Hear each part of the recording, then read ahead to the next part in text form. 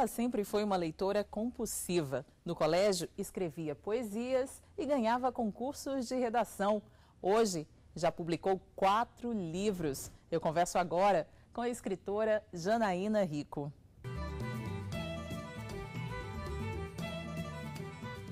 Janaína Rico nasceu no dia 22 de maio de 1979. Formou-se em Direito e foi servidora pública, mas hoje trabalha com literatura em tempo integral. Criou as campanhas Ler Está na Moda e Eu Leio Brasil para incentivar a leitura de autores nacionais.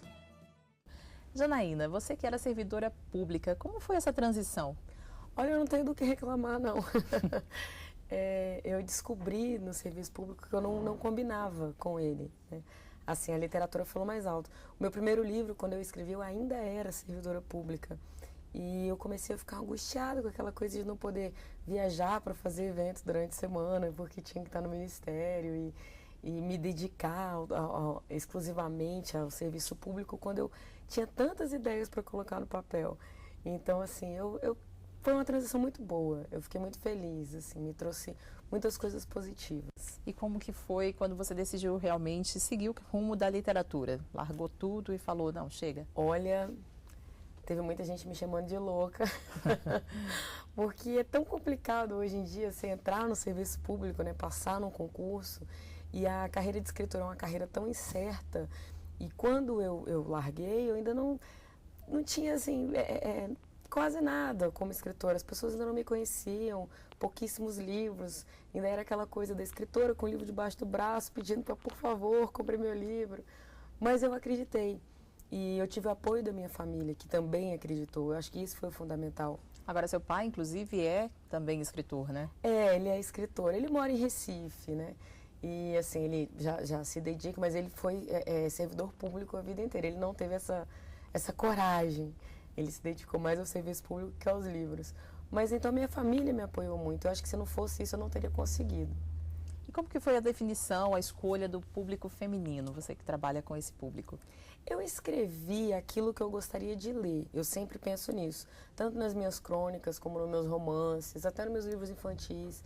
Eu sempre penso isso. Eu gosto de escrever aquilo que eu quero ler. Então, assim, eu acho que a gente tem que carregar muita verdade na nossa escrita, né? A literatura, ela é feita da verdade do escritor. Eu brinco porque o Ariano Suassuna, ele fala que ele se tornou escritor porque ele gosta de contar mentira, né? Eu me tornei escritor porque eu gosto de contar vantagem. Então, assim, eu precisava colocar no texto esse mundo feminino. A mulher é bonita demais, a mulher ela tem tantas facetas, tantas coisas boas, tantas coisas divertidas. Então, o livro feminino é muito gostoso de ler e de escrever. E que valores são esses que você traz nas suas obras? Na verdade, é muito essa coisa da mulher dos dias de hoje, né? Que a gente não fica esperando o príncipe encantado aparecer, a gente monta no cavalo branco e vai embora, né? Uhum. Então, assim, é isso que eu tento trazer. Mulher independente, que se sustenta, que se vira, que não precisa de um marido para ser feliz, que não precisa de ser mãe para ser feliz. Se essas coisas acontecerem, ótimo, bacana. Mas também se não acontecerem, existem outras realizações.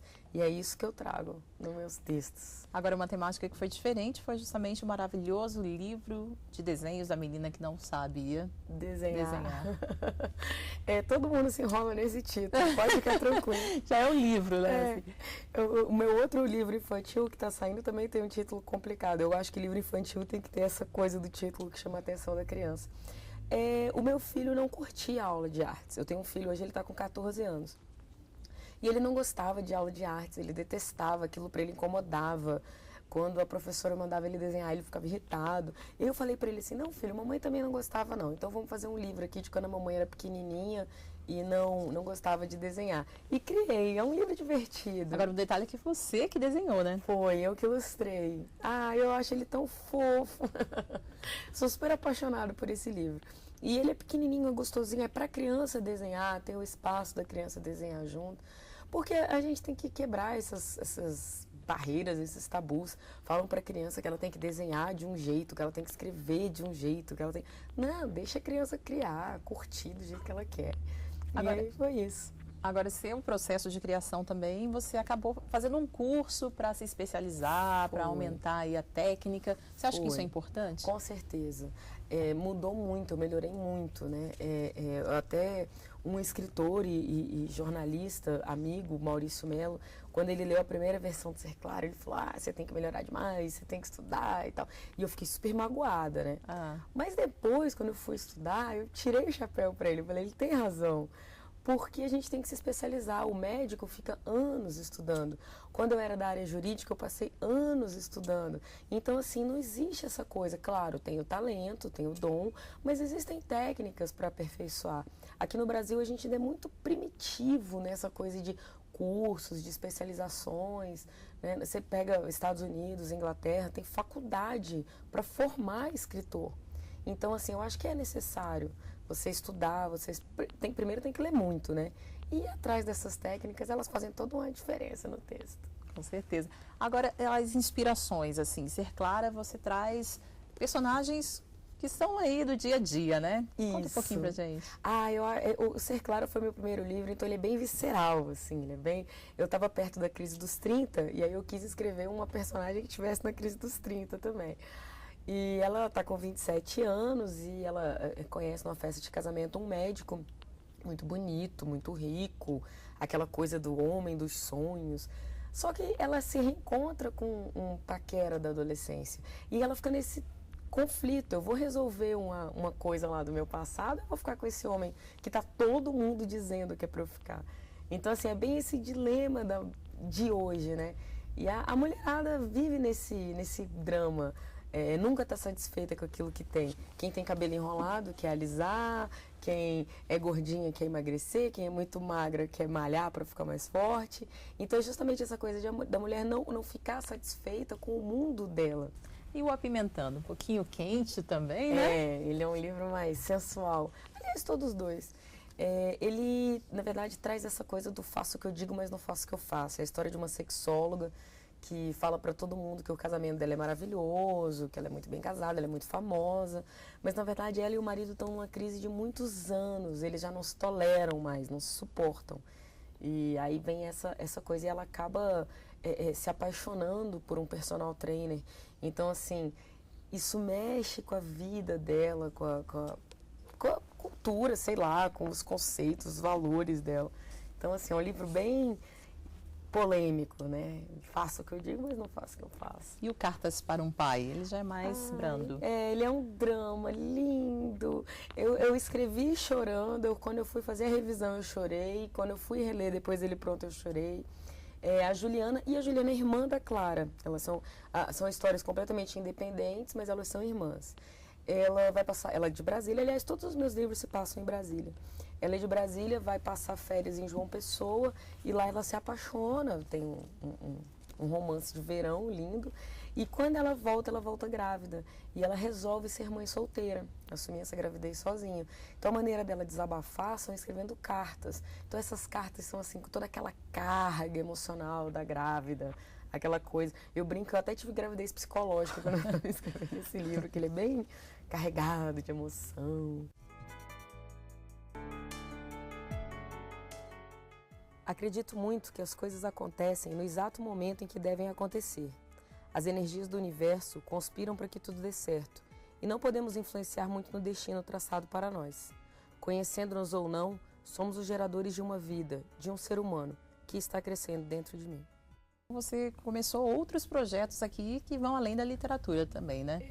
Na verdade, assim, eu tenho 1 milhão de projetos ao mesmo tempo. Mas o mais destaque é a campanha Eu Leio Brasil, que justamente por perceber essa dificuldade dos escritores em conseguirem espaço nas editoras, você entra numa livraria, por exemplo, numa livraria comum, 90% dos títulos são estrangeiros, né? Então, quando eu comecei a perceber essa dificuldade, eu falei assim, caramba, enquanto os escritores não se unirem, enquanto a gente não pensar no coletivo, isso não vai mudar. Agora, esse problema seria a falta de leitores ou o mercado que é restrito? complicado, é uma série de fatores. Você pega, vem um título estrangeiro, por exemplo, ele já foi testado lá fora, ele já é best-seller lá fora, né? Então, por exemplo, você pega uma escritora, sei lá, que vendeu não sei quantos milhões de exemplares nos Estados Unidos, lógico que ela vai chegar aqui e já vem com o marketing pronto. Né? É complicado você pegar um livro, Janaína Rico, quem é Janaína Rico? Mas, por exemplo, a J.K. Rowling, do Harry Potter, todo mundo sabe quem é. Então, a editora brasileira tem que investir muito menos em marketing. Então, fica muito mais fácil para ela. A livraria sabe que botar um título desse lá no centro vai vender. Já o nacional vai vender ou não, depende. Próximos projetos aí, próximos livros? Eu não paro. Eu sou hiperativa, então eu tenho que estar escrevendo para ficar quieta. Eu tô com um projeto novo, mas assim, ainda tá ali no computador, ainda tô trabalhando com ele. Por enquanto, deixa eu babar um pouquinho mais o Cartas para um Pai, que acabou de ser lançado. Tá certo, Janaína. Muito obrigada pela sua presença aqui. Foi uma honra e estamos aí, sempre que precisarem, é só chamar. E o Iluminuras não terminou. Não saia daí, eu volto já já.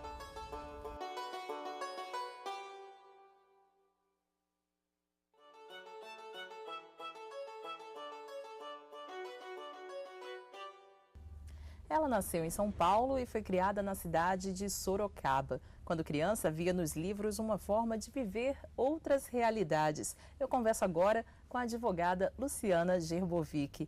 Como que era essa fusão aí da realidade, essa vivência de outras realidades nos livros?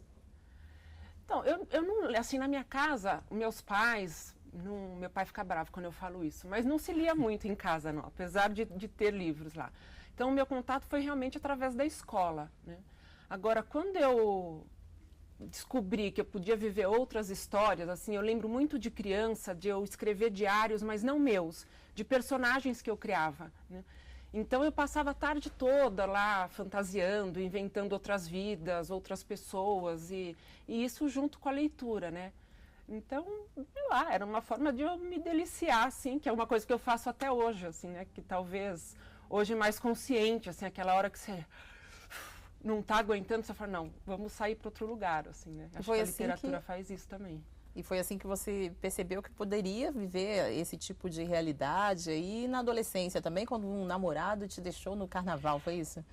Na verdade, assim, um namorado que resolveu viajar no carnaval e eu fiquei sozinha, mal-humorada em casa. E daí eu fui para uma livraria, e porque apesar de eu falei que não tinha muita leitura na minha casa, uma coisa que meus pais fizeram que foi muito legal era, eles nunca me negavam dinheiro para comprar livro. Então, se eu queria um presente, um brinquedo, eu tinha que esperar o Natal ou o aniversário, mas para livro era liberado. Então, achei também uma forma de incentivar. Foi um incentivo. E esse carnaval que me marcou foi porque esse namorado viajou, eu estava brava, então fui lá numa livraria e comprei 4 livros. Assim. E foi ótimo o meu carnaval. Assim, isso me marcou muito. Assim, eu lembro de peguei 4 livros bons, que eu passei o carnaval lendo, daí eu falei, nossa, dá para se divertir também, né? Tipo, dá para não ficar sozinha também quando você tem um livro. Também depois disso não larguei mais. Quem? O namorado ou os livros? Não, o namorado continuou um tempinho ainda, mas os livros não mais. Esse aí eu não largo. Os livros eu não largo. Agora, a influência da literatura, houve influência da literatura na escolha pelo direito também? Antes de fazer direito, fiz comunicação social, né? Então, eu acho que a leitura e a escrita sempre foram muito importantes para mim. Então, naquela época de vestibular, 17 anos, eu não sabia muito bem o que eu queria fazer, mas eu sabia que eu tinha que passar meu dia lendo e escrevendo, senão eu não ia ser feliz, né? E eu fui primeiro pela comunicação social, mas mesmo trabalhava em televisão, fui produtora de TV, mas eu não lia tanto durante o meu dia, não escrevia, né? Assim, eu fazia produção. E daí, acho que a justiça, o senso de justiça também é muito forte para mim. Assim. E eu sempre quis fazer direito, eu acabei largando televisão, fui fazer direito já um pouco mais velha, né? Então, acho que a escrita e a leitura acabaram, sim, me levando para o direito. E de que forma, assim, a literatura se aplica na sua função aí como advogada? Você também chegou a escrever petições aí usando romances, não foi? Às vezes a gente quer mostrar alguma coisa para o juiz, assim, um sentimento, uma situação, e às vezes eu me socorro da literatura, né, para falar olha como isso é universal, como isso já foi tratado, né? Claro que não é muito, mas já aconteceu, sim, né? Mas eu acho que a grande ajuda que a literatura, pelo menos me dá como advogada, é que eu penso que a literatura ela nos torna mais empáticos, mais humanos. Se você pegar uma boa literatura, né, que daí ela é universal, e quando eu falo que ela é universal é porque ela fala de cada um de nós, porque quando você vai no fundo, você está falando de cada um de nós, né? Então eu acho que isso me ajuda no direito, assim. Ou você vê advogados que leem bastante, quando eu falo literatura, juízes que conhecem uma boa literatura, a petição é diferente, a sentença é diferente, entendeu? Um acórdão tem mais sensibilidade, acho que tem mais humanidade, acho que isso é a grande ajuda que a literatura dá para um jurista. E quando você fala de boa literatura, o que você cita, por exemplo? Quando eu falo boa literatura, eu falo dos clássicos, dos consagrados, né? Que eu falo de um Machado de Assis, daqui dos brasileiros, de uma Clarice Lispector, Graciliano. Eu falo dos russos, de um Tolstói, Dostoiévski, Flaubert, né? Eu acho que a vida é muito curta para a gente poder ler tudo que tem. Então eu uso o meu tempo para ler aquilo que muita gente já falou que é bom. Não que eu não tente descobrir um ou outro, assim, às vezes você tem umas surpresas, mas eu prefiro já ir no certo, porque eu não sou imortal, né?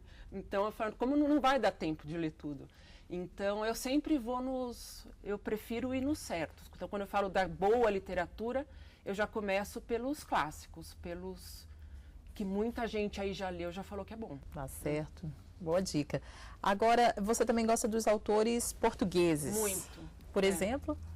Claro, Fernando Pessoa, José Saramago, que são os mais conhecidos. Mas além deles também?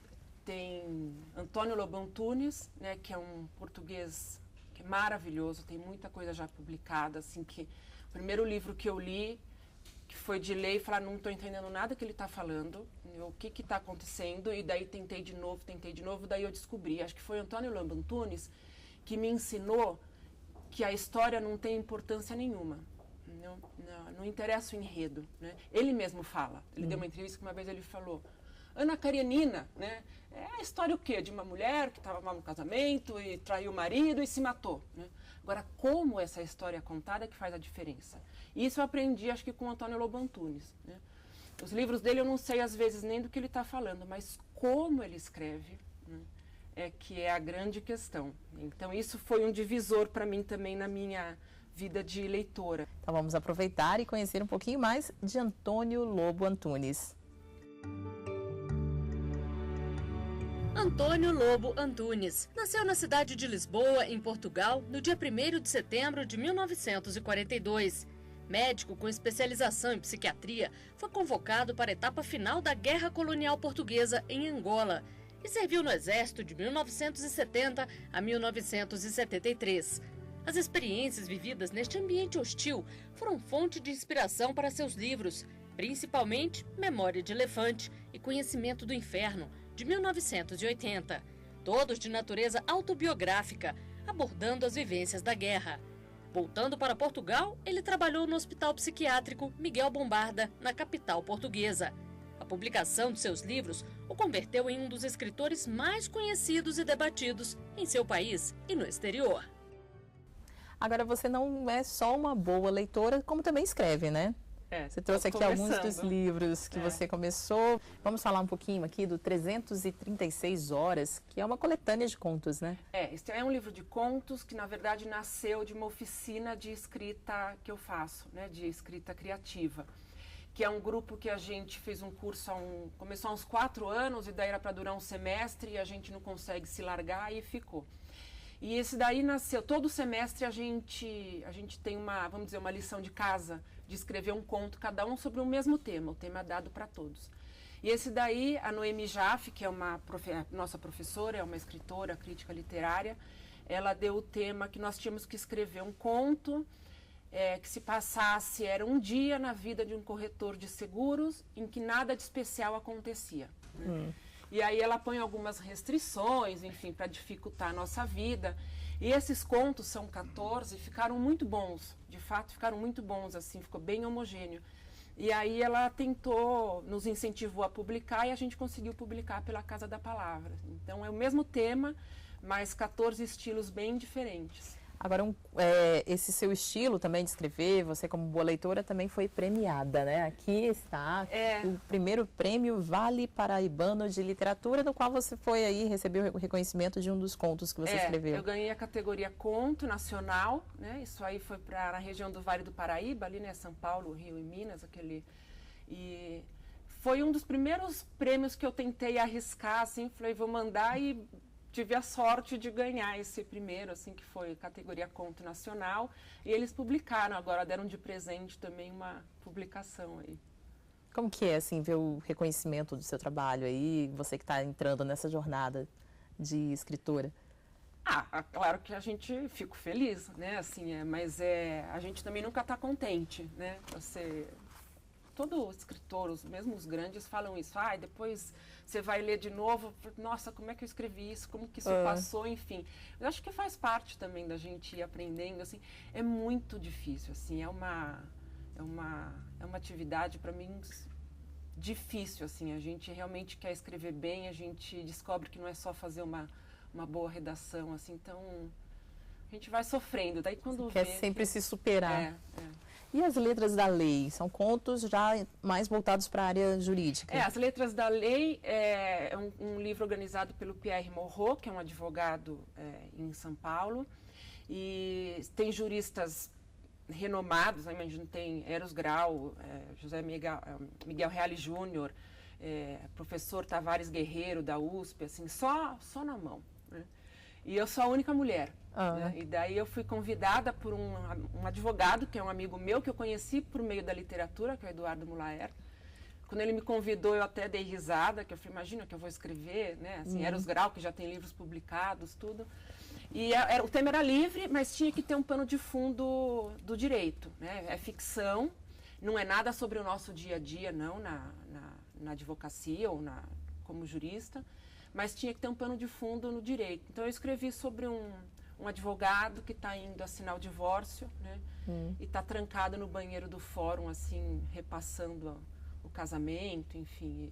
Coloquei um pouquinho também da minha agonia com o direito, assim, da gente, né, ir no fórum e ver tanta coisa, assim, de você querer realmente mudar, mexer e não conseguir. Então eu joguei um pouquinho tudo nesse conto também. Fica a dica aí de leitura, né? São bons, assim, nem pelos meus, mas pelos outros vale a pena. Modéstia. Projetos para o futuro, quais são? Advogar muito, né? Assim, eu tenho o meu escritório em São Paulo, enfim, a vida de advogada, assim, toma muito tempo, né? E para escrever, pelo menos eu preciso de silêncio, a gente precisa de tempo, mas até eu mantenho, acho que, outro dia eu li um texto do Michel Laube, onde ele fala que ele já foi advogado e ele tem vários livros já publicados, excelente também. E ele fala que por ter pouco tempo ele acabou escrevendo muito textos fragmentados. Eu falei, acho que esse vai ser meio meu caminho, assim, porque eu escrevo nessas horas, sabe, na hora do almoço, hora que chego em casa e os filhos dormiram, assim. Então é tudo, mas eu tento escrever todo dia, né? Então, assim, o projeto agora realmente trabalhar mais, escrever mais, participar mais de concurso, mandar mais conto, assim, mas é trabalho, né, Érica? Isso é um trabalho também, não é inspiração divina, não, que cai. Tem suor também, né? Tem que sentar, ler muito, escrever muito, estudar muito. Obrigada, Luciana, pela sua presença aqui conosco mais uma vez. Agradeço o convite, obrigada. E o Iluminuras fica por aqui, mas você pode rever os programas no site da TV Justiça. Acesse www.tvjustiça.jus.br. E na semana que vem temos mais um encontro marcado com o direito e a literatura. Até mais!